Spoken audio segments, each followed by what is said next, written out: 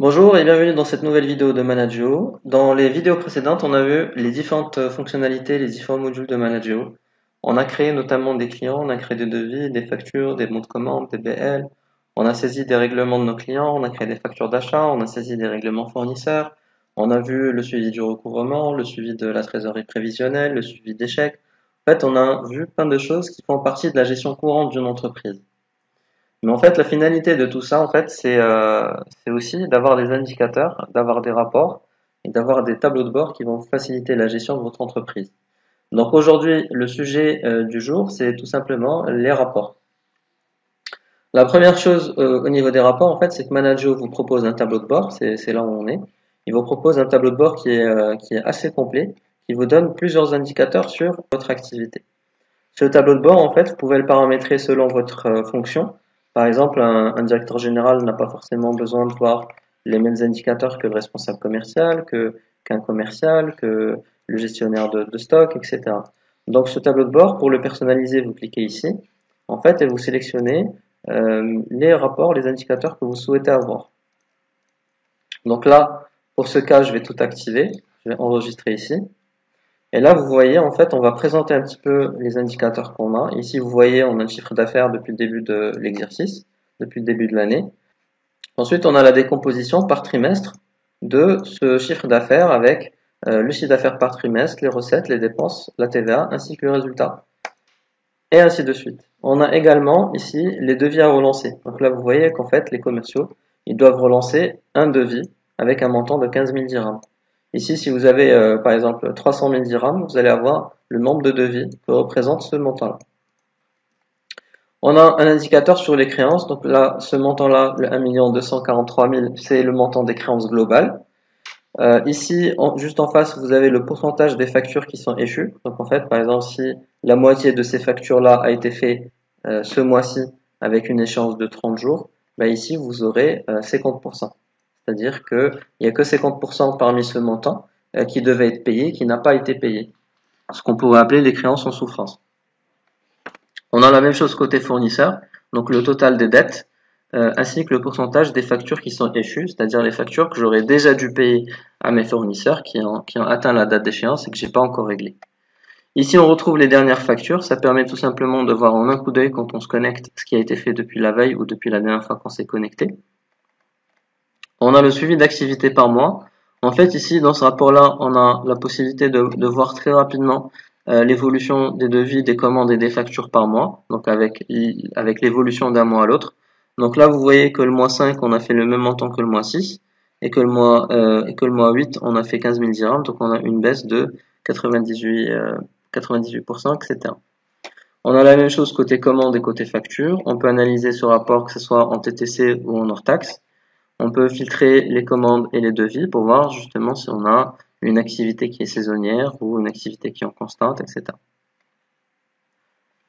On a la répartition des devis à relancer. Donc en fait, ce montant-là, le 15 000 dirhams, vous avez la répartition par collaborateur. Donc ça permet de savoir lequel de vos commerciaux éventuellement vous devez relancer pour que lui-même puisse appeler ses clients, voir si les clients et prospects ont pris des décisions par rapport aux offres envoyées ou pas encore. On a les commandes à facturer, on a les créances, la répartition des créances. Donc ça c'est le total, ça reprend le total qu'on a vu juste avant, avec les factures qui vont échoir dans les 30 prochains jours et dans les 60 prochains jours. La même chose côté dette, on a les 10 derniers clients, on a la répartition des clients par secteur d'activité. On a la répartition des clients par ville, on a le suivi des dépenses et des recettes sur les 6 derniers mois ici. On a la répartition des dépenses par catégorie, donc là il se trouve qu'on a fait qu'une dépense dans ce compte le mois dernier. Donc ça c'est les dépenses. Donc ça on a les dépenses du mois. Donc ici on a les dépenses du mois, donc c'est la répartition des dépenses du mois en cours. On a les soldes des différents comptes bancaires. On a également le suivi de la TVA, donc par mois. Ou par trimestre, donc selon si vous faites le suivi de votre TVA par mois ou par trimestre. Et enfin, on a le top des ventes de l'année, c'est-à-dire les articles qui vous génèrent le plus de chiffre d'affaires. Donc tous ces indicateurs, vous allez les retrouver dans les rapports de Manageo. Dans les précédentes vidéos, on a vu les fonctionnalités des différents modules. Et vous remarquerez que le dernier menu dans chaque module, c'est rapport. On a trésorerie, rapport, achat, rapport, vente, rapport, et ainsi de suite. Quand vous cliquez par exemple dans CRM et rapport, vous avez quoi? Vous avez ici, on a typiquement les différents rapports relatifs aux clients, prospects, fournisseurs. Par exemple, on va retrouver le chiffre d'affaires par client. Si je consulte le chiffre d'affaires par client pour l'année dernière par exemple, je vais savoir tout de suite qui sont mes meilleurs clients. Par exemple, ces 3 premiers clients ou ces 4 premiers clients représentent 80% de mon chiffre d'affaires. Donc, je vais pouvoir prendre des décisions vis-à-vis de ça et dire voilà, ces clients, c'est des clients importants, je vais mettre en place quelque chose de particulier pour eux. On a aussi le chiffre d'affaires par catégorie, le chiffre d'affaires par secteur d'activité, le chiffre d'affaires par ville. Donc là, je peux vraiment analyser dans tous les sens. Je peux dire par exemple cette année, je vais analyser le chiffre d'affaires par ville. J'ai mon chiffre d'affaires qui est réparti entre Casa et Paris. J'ai également, par exemple, dans le catalogue, qu'est-ce que je vais pouvoir voir, par exemple, les ventes par article.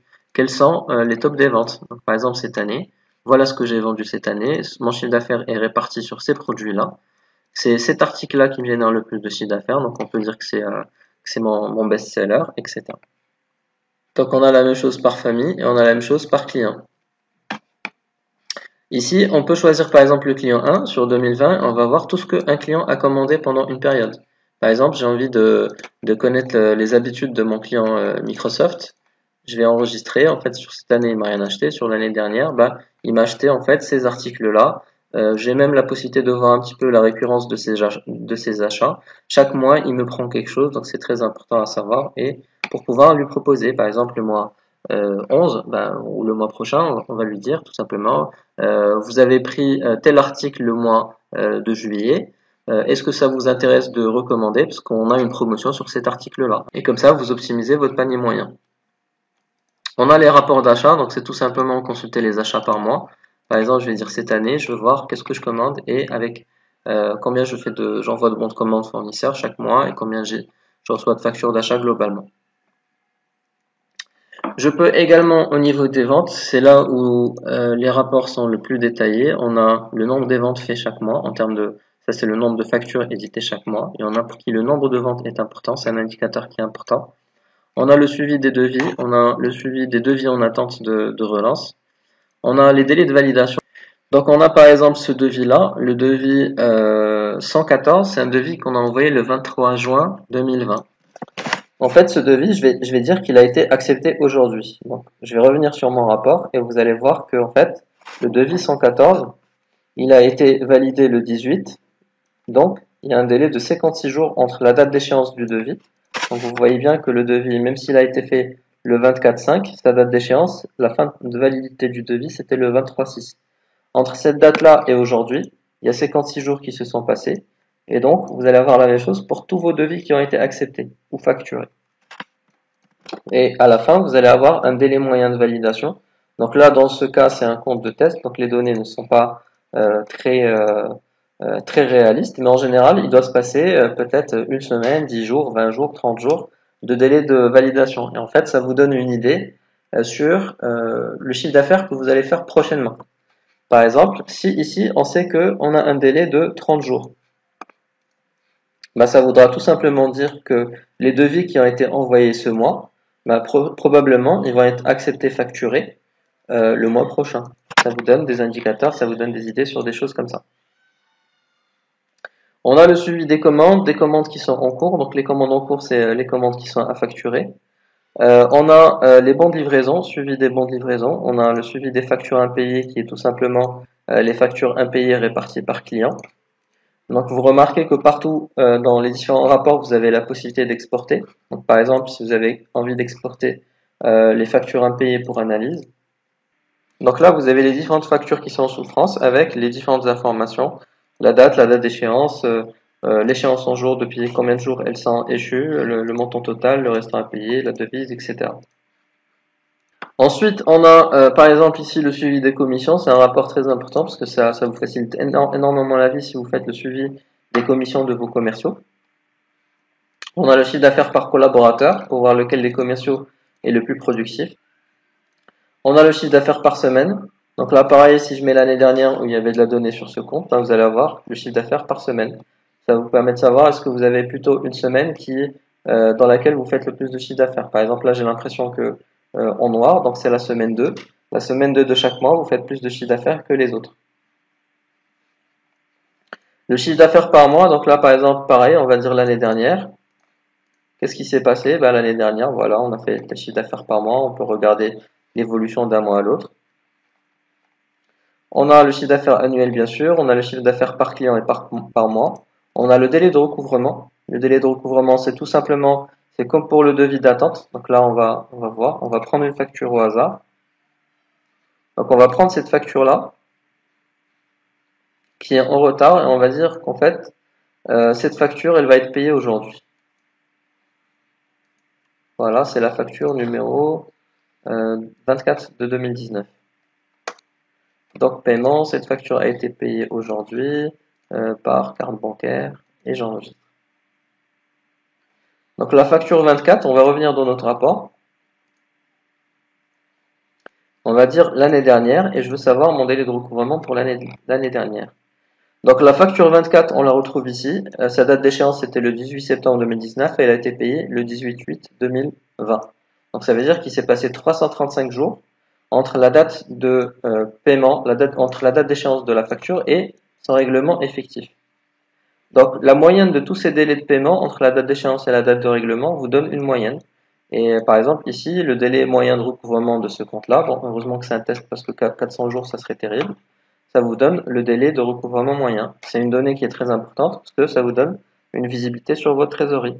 Si par exemple vous voyez ici que vous avez un délai de 90 jours, ben, vous pouvez réfléchir sur des choses à faire pour inciter vos clients à vous payer plus rapidement, par exemple leur donner des remises si vous payez plus rapidement, ou des choses comme ça, et ainsi baisser votre délai moyen de recouvrement.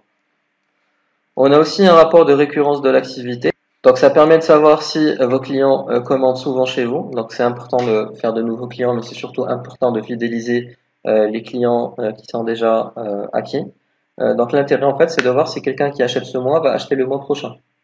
Quelqu'un qui va acheter par exemple ici j'ai mis l'année dernière par exemple. Ben, l'idée en fait c'est de savoir combien de gens m'ont commandé plus d'une fois. Par exemple celui-là il m'a commandé 2 fois en janvier.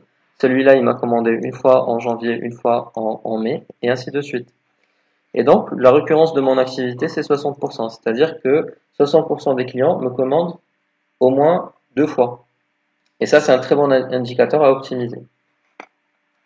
Et enfin, on a un rapport de marge. Donc, les marges, en fait, c'est tout simplement, je veux savoir combien je fais de marge, que ce soit sur mes devis, sur mes commandes ou sur mes factures. Je peux dire l'année dernière. Donc, quand je fais mes devis, mes commandes et mes factures, j'ai mon prix de revient et mon prix de vente.